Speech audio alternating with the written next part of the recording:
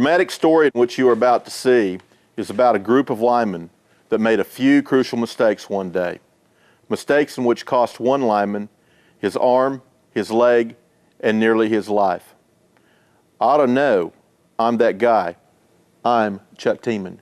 Yes, I have learned to adapt to an artificial arm and an artificial leg. But the real message I want to deliver in this video is that what happened to me can happen to you.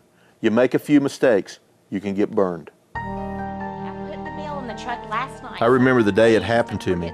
There I was, a 24-year-old in love with my wife and not a care in the world. Look, honey, I know that you have been working a lot of long hours lately, so please be careful. Look, I'll be fine. Nothing will ever happen to me. I know, but I can't help but worry about you. I know you do. I love you. Yeah, I guess that's how most people feel. Nothing's ever going to happen to me. Accidents always happen to someone else. Yeah, right. As I headed for work, I thought about the overtime we'd been working. All the tornadoes and lightning storms that had gone through, and broken poles and tore down lines. And we'd really been busting ourselves that whole month. And we were tired. When I got to the co-op, Roger, my foreman, was having her tailgate and was going to walk us through what was going to go on that day. Do our best. Keep your mind on what you're doing if you can. I know it's going to be tough. We had an oil well on our system, and we were going to have to build a new feeder line, and we were also going to have to upgrade a 2-phase line to a 3-phase line, and we were going to convert it from 7,200 to 14,400 volts. It's supposed to clear up today. All right, if y'all be getting the poles, me and Chuck be going and getting the stuff, I'll go in and turn the paperwork in. Y'all head out. We'll meet y'all at the job site. See you there. As we were heading out to the job site, Roger, my foreman, had kind of realized that the staking sheet didn't look quite right, and kind of had issued us a little bit of warning that when we get to the job site, things may not be exactly as they appear on the staking sheet. The flags weren't there, and the job was not ready to go. And as we come back to the job site, he decided that we'd go ahead and set our pole and see if we could build back to this 1C1 structure. The people in the basket truck saw me go over and open up the 762 bank, the secondary side, and apparently they thought that I had opened up the primary side as well. And I thought they were going to open it up, and there was a bit of confusion from the very beginning, and we just had a breakdown of communications. Yeah, they bringing that bucket up now. I tell you what, Chuck, go and be getting your hooks on, and I'll finish this up, and I'll have everything ready for you when you get out there. I put my belt and hooks on, and I grabbed the hand line. No doubt, I broke a work rule and I broke a procedure. I'd been there long enough to know that there are 3 things that protect us in this industry: gloves, tests, and ground, 100% of the time. I understand that people work and people get fatigued, but I also know now, an arm and leg later, that I'm also in control of my own destiny out there. And we all make mistakes, and we all have confusions, but there's 3 things we can never do. We can never violate the gloves, grounds, test rule. I started up the pole just like I'd done 1,000 other times, 1 foot right after another. Got to the top of the pole, I belted off, I hung my hand line, I planted my right foot on the neutral, and I did that because I knew it was going to be up there for a while. I kind of crawled up the pole just a little bit more and positioned myself. I turned around and I looked at that 7,200 volt line, and I reached out with my left hand, and that's when it happened. Chuck! Chuck, are you okay? Oh my God almighty.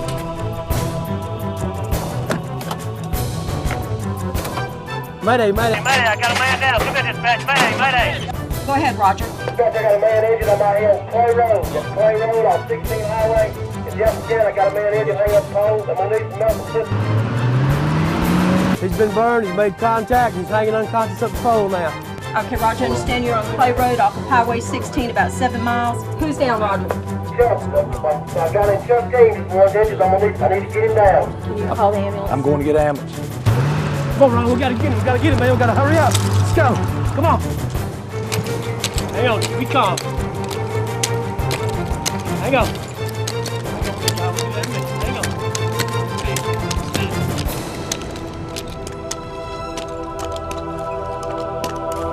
The foreman and another crew member had come up the pole, and I had quit breathing, and apparently I was dead.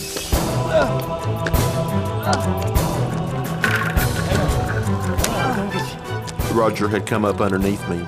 Now, I don't remember that portion of what happened that day. That's what they had shared with me later on. But I became conscious on the pole, and I can remember them going ahead and doing the pole top rescue and letting me down off the pole with the hand line. Right, y'all got him. Let him easy. Doing good, Chuck. Come on, Chuck. Let him down. I got it.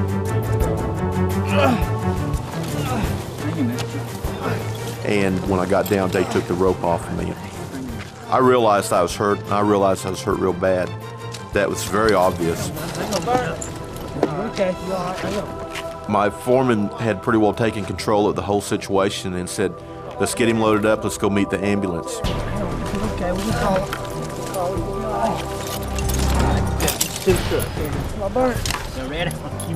As we were loaded in the pickup, I had got to thinking about my wife, and I thought, man, I didn't want them to call her. I wanted them to go down and pick her up. My wife's a teacher, and I thought it was very important that somebody from the management team would go get her rather than let her try to drive herself to the hospital. Now, I want you all to keep in mind that this burn didn't just affect Chuck Tiemann. This burn affected a lot of people. The manager had called the fire department. The fire department contacted the ambulance, and they were going to try to go out and find us.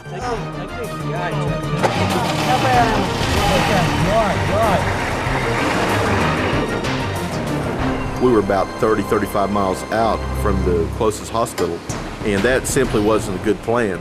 And so we had decided that we would meet the ambulance about halfway at a designated point. After we had made that determination, my manager, Jerry, had headed to the school to pick my wife up. This is Jerry. I'm at the school now. I'm headed into administration to get care. To 2 times 5. Yes, sir. That is very good. Excuse me, Miss Tiemann, could you join me outside? Sure.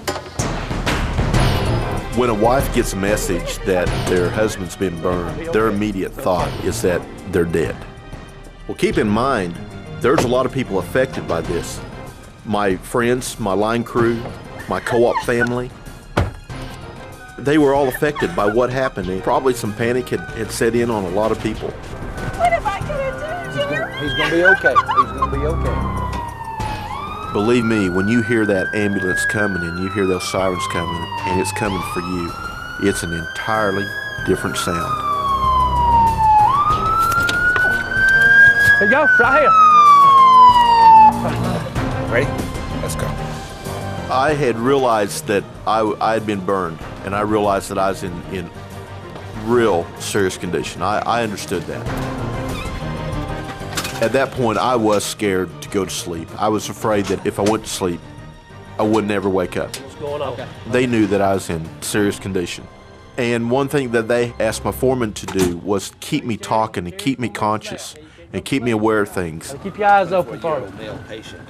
How you feeling? You feeling okay? This patient received an electrical shock You'll be all right. from You'll the be power all right. line. The EMTs started to cut my glove off. I didn't handle that very well. They're gonna take care of you. I knew then just how serious and how bad I was. Stay with us now. Stay away.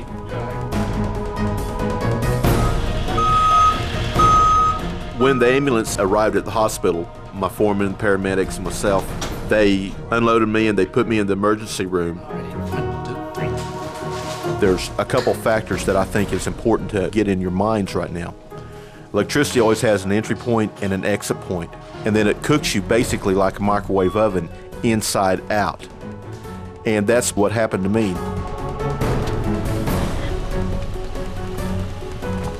Hold on. Come. It was about that time that my manager Jerry and my wife Terry arrived at the hospital. So keep in mind that when a victim is burned, it's just not you that's burned or affected by an accident. It's a lot of people affected by this. The manager really had to work hard at calming her down and assuring her that I was alive and that they would take care of everything. Are you family? Yes, I'm his wife. It was at that point when Terry really became my strength, because what I was about to go through over the next 10 weeks was the closest thing to hell on earth that a man and a wife can go through. I don't know if I'm gonna make it. You're going to make it. Everybody is pulling for you. We're all behind you, your family, everybody. You're going to be okay. Chuck, we'll make it through this. I know that we will. By now, I'd been at the burn unit for 6 weeks. Chuck, looks like we've done all we can do. I think we're gonna have to take the arm and the leg. There were a lot of things that went through my mind. I was wondering, how was I going to make a living in a two-armed, two-legged society, being a one-armed, one-legged person? What was going to happen to my wife and my family, my dreams of having a family at that time? What was I going to do with the rest of my life? Ready to go? 24 hours later, I found myself in surgery. Okay. At that point, I was tired of the burn unit. I was tired of the surgeries. I was tired of the dressing changes. I was tired of the tankings and the skin grafts. And I just wanted it over with, and I wanted them both gone at the same time. Is the patient ready? Vital signs are steady. Is the rest of the team ready? Okay, we're going to begin with the amputation of the left arm, about 10 centimeters below the elbow. It took approximately 6 hours for them to do the amputations. I remember waking up in recovery early afternoon. I don't know that words can describe what I felt when I looked down and didn't see my hand and didn't see my foot. From a personal point of view, I don't want to see you being one-legged, one-armed people. I don't want to see the families go through what I went through.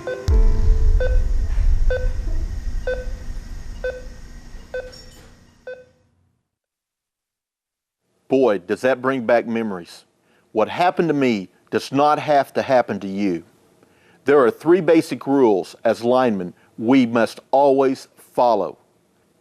Gloves, test, and ground 100% of the time. I want to leave you with a few final thoughts.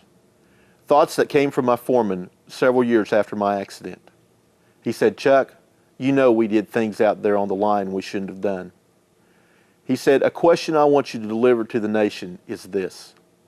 If your son was working on your crew, would you do some of the things that you do?" Wow, those are powerful words. All I want you all to do is simple. I want you to go home to your families the same way you went to work that day.